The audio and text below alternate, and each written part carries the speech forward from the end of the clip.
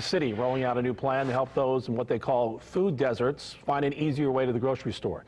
News 8's Travis Robinson joins us downtown live. And Travis, what exactly is a food desert?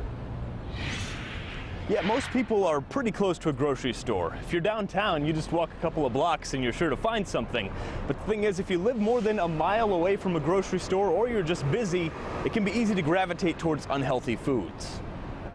In an effort to give healthier lifestyles to those in need, the city's picking 500 families who live in an area 3 square miles east of Pendleton Pike and 465 to give Lyft vouchers to.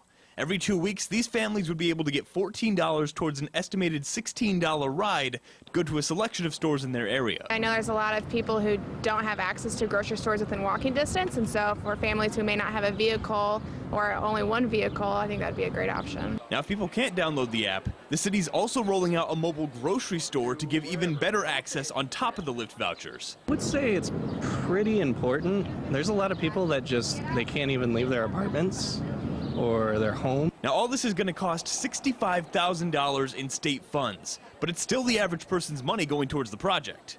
I'm fortunate enough to not need any help finding food, especially fresh food. I'm able to be close to downtown, so I can understand the plight of someone that is desperate for those opportunities.